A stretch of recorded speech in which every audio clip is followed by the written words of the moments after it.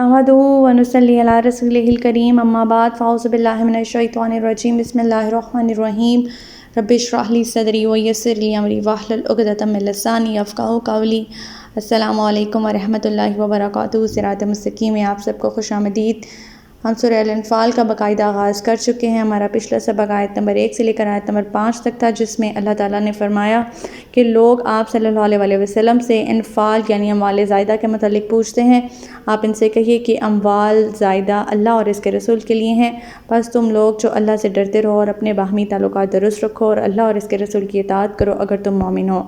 फिर अल्लाह ताला मोमिनीन की कुछ अलामात बताते हैं। अल्लाह ताला फरमाते हैं कि सच्चे मोमिन तो वो हैं जब इनके सामने अल्लाह का ज़िक्र किया जाए तो इनके दिल काँप उठते हैं, और जब अल्लाह की आयत इन्हें सुनाई जाए तो इनका ईमान बढ़ जाता है और अपने परवरदिगार पर ही भरोसा करते हैं। जो नमाज कायम करते हैं और जो कुछ माल और दौलत हमने इन्हें दे रखा है इसमें से खर्च करते हैं। अल्लाह ताला फरमाते हैं कि यही सच्चे मोमिन हैं, इनके लिए इनके परवरदिगार के यहाँ दर्जात हैं, बख्शिश है और इज़्ज़त की रोज़ी है। फिर अल्लाह ताला फरमाते हैं कि जैसा कि आपके परवरदिगार आपको आपके घर से जंग बदर के मौके पर हक काम के लिए निकाल लाया था, मुसलमानों को भी ऐसे ही निकलना चाहिए था। अल्लाह के मोमिनों का एक गिरोह इस बात को नापसंद करता था। हमारा आज का सबक आयत नंबर 6 से लेकर आयत नंबर 10 तक है। तो आज का सबक शुरू करते हैं। बिस्मिल्लाहिर्रहमानिर्रहीम। युजादिलूनका फ़िल हक़्क़ि बअदमा तबय्यना कअन्नमा युसाक़ूना इलल मौति व हुम यंज़ुरून। वो आपसे हक़ के बारे में झगड़ा करते थे, हालांकि हक़ ज़ाहिर हो चुका था। इनका ये हाल था जैसे वो मौत की तरफ आंके जा रहे हैं और वो मौत को आँखों से देख रहे हैं। ज़ाहिरी सी बात है, सामने उनके लश्कर है 1000 आदमियों का और वो रहे थोड़े से मुसलमान, तो वो ऐसे लग रहा था कि जैसे मौत को अपनी आंखों से देख रहे हैं। अल्लाह ताला फरमाते हैं कि वो आपसे हक़ के बारे में झगड़ा करते हैं, हालांकि हक़ तो ज़ाहिर हो चुका। इनका ये हाल था कि जैसे वो मौत की तरफ हाँके जा रहे हैं, मौत उन्हें आ लिपटेगी। आयत नंबर 7। वाइज़ यईदुकुमुल्लाहु इहदत तॉइफ़तैनि अन्नहा लकुम व तवद्दूना अन्ना गैर ज़ातिश शौक़ाति तकूनु लकुम व युरीदुल्लाहु अन युहिक़्क़ल हक़्क़ बिकलिमातिही व यक़्तअ दाबिरल काफ़िरीन। और जब अल्लाह ने तुमसे वादा किया था कि दोनों ग्रोहों में से एक तुम्हारा होगा और तुम ये चाहते थे कि गैर मुस्लिम ग्रोह तुम्हारे हाथ लग जाए, जबकि अल्लाह ये चाहता था कि अपने इरशादात से हक़ को हक़ करके दिखाए और काफिरों की जड़ काट कर रख। ये हमने पिछले सबक में जब उसका जंग का बैकग्राउंड पढ़ा था उससे ही रिलेटेड है कि मोमिनीन का एक ग्रोह चाहता था कि वो काफ़िले पर हमला कर दे, लेकिन काफ़िला बखैर आफ़ियत मक्का पहुँच गया। लेकिन अब वो लोग क्योंकि मैदान बदर में वो लश्कर जो कि उस काफ़िले की हिफाजत के लिए आया था, 1000 आदमियों का लश्कर जो कि कफ़ार का लश्कर था, वो पहुंच गया था। और इस तरह अल्लाह ताला ने जंग के लिए वो सूरत हाल साज़गार बना दी ताकि हक़ और बातिल में फ़र्क हो जाए और हक़ को हक़ करके दिखाए और काफिरों की जड़ काट दे। आयत नंबर 8। लियुहिक़्क़ल हक़्क़ व युब्तिलल बातिला वलौ करिहल मुजरिमून। ताकि अल्लाह हक़ को हक़ करके दिखाए और बातिल को मिटा दे, ख़्वाह ये बात मुजरिमों को नागवार हो। अब जो मुसलमान तजारती काफ़िला पर हमले के गर्ज से निकले थे, जब इन्हें मालूम हुआ कि हम 313 नहत्ते आदमियों को शायद कफ़ार के 1000 मसलह लश्कर से जंग करना पड़े, इसीलिए तो अल्लाह ताला फरमा रहे हैं कि उन्हें ऐसे लग रहा था कि जैसे वो मौत की तरफ हाँके जा रहे हैं।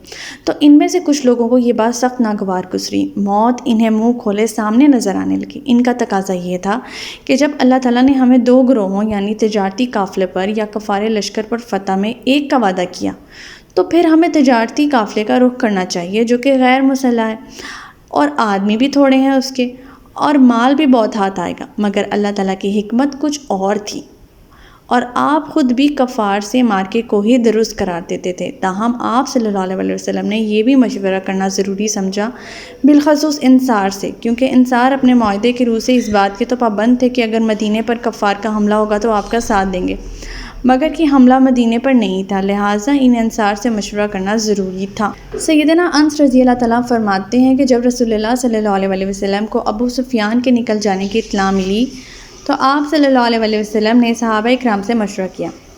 सैयदना अबू बकर ने ये बात की तो आपने एराज़ फरमाया, सैयदना उमर ने ये बात की तो आपने एराज़ फरमाया। जब सैयदना सऊद बिन अबादा रज़ी अल्लाह तआला खड़े हुए और कहा یا رسول اللہ صلی اللہ علیہ وسلم، آپ کا اشارہ شاید ہماری طرف ہے۔ قسم ہے اس ذات کی جس کے ہاتھ میں میری جان ہے، اگر آپ ہمیں سمندر میں کودنے کا حکم دیں گے تو ہم کود جائیں گے، اور اگر ہمیں آپ برق الغمات تک گھوڑے دوڑا کر ہلاک کر ڈالنے کا حکم دیں گے تو بھی ہم تعمیل کریں گے۔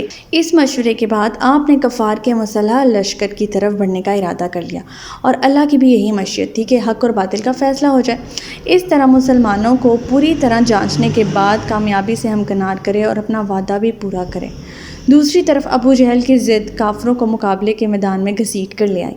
اسی طرح تو اللہ تعالیٰ حق اور باطل کے معرکے میں کفر کا سر توڑنا چاہتا تھا، اور اس کے لیے اللہ تعالیٰ نے سازگار ماحول پیدا کر دیا، اس کے اسباب بھی پیدا کر دیے۔ آیت نمبر 9، اِذْ يَسْتَغِيثُونَ رَبَّكُمْ فَاسْتَجَابَ لَكُمْ أَنِّي مُمِدُّكُمْ بِأَلْفٍ مِّنَ الْمَلَائِكَةِ مُرْدِفِينَ۔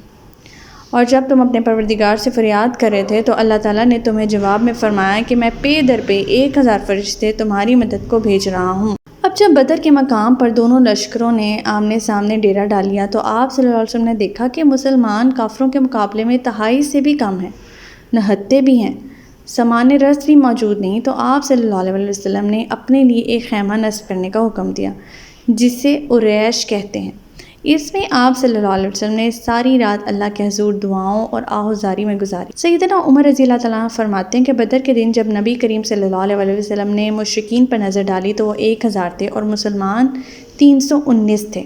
آپ صلی اللہ علیہ وسلم نے قبلہ رو ہو کر دونوں ہاتھ پھیلا دیے اور اپنے رب سے فریاد کرنے لگے، اے اللہ تو نے جو وعدہ کیا ہے اسے پورا کر۔ اے اللہ اگر مسلمانوں کی اس جماعت کو تو نے ہلاک کر دیا تو پھر زمین پر تیری عبادت نہ ہو۔ آپ کافی دیر قبلہ رو ہو کر ہاتھ پھیلاتے رہے، یہاں تک کہ چادر آپ کے کندھوں سے گر گئی۔ اتنے میں سیدنا ابو بکر رضی اللہ تعالیٰ عنہ آئے، انہوں نے چادر اٹھا کر آپ کے کندھوں پر ڈالی، پھر پیچھے سے آپ کے ساتھ چمٹ گئے اور کہا، اے اللہ کے نبی، آپ صلی اللہ علیہ وسلم نے اپنے رب سے آہوزاری کرنے میں حد کر دی ہے، بے شک اللہ آپ سے اپنا وعدہ پورا کرے گا۔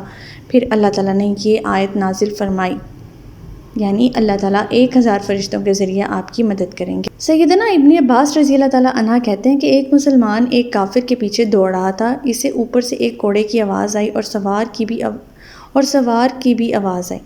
وہ سوار کہہ رہا تھا، ہزوم، غالباً اس گھوڑے کا نام تھا، شاید ہزوم آگے بڑھ۔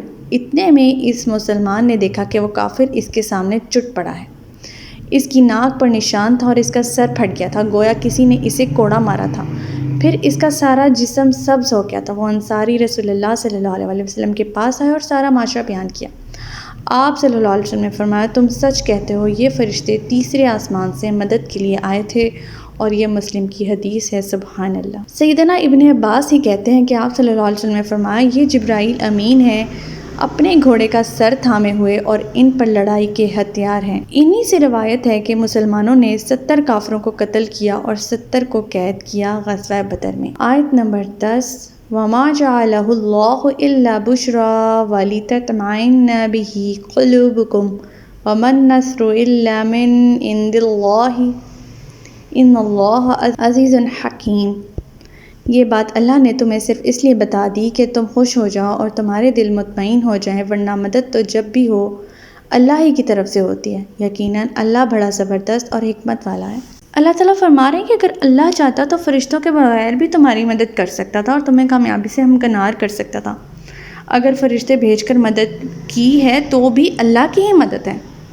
تمہیں پہلے مطلع کرنے کا مقصد صرف یہ تھا کہ تم اپنے سے 3 گنا کافروں کا مسلح لشکر دیکھ کر حوصلہ نہ چھوڑ بیٹھو۔ اللہ تعالیٰ یہاں مسلمانوں کا حوصلہ بڑھانے اور انہیں ثابت قدم رہنے کی تلقین دے رہے ہیں۔ تو ہمارا آج کا سبق یہیں تک تھا۔ اللہ تعالیٰ سے دعا ہے کہ اللہ تعالیٰ قرآن پاک کے احکامات پر عمل پیرا ہونے کی توفیق عطا فرمائے۔ اللہ پاک ہمیں ہدایت دے کہ جس کے بعد گمراہی نہ ہو۔ ربنا لا تزغ قلوبنا بعد إذ هديتنا وهب لنا من لدنك رحمة إنك أنت الوهاب۔ سبحانك اللهم وبحمدك نشهد أن لا إله إلا أنت أستغفرك وأتوب إليك۔ السلام علیکم ورحمۃ اللہ وبرکاتہ۔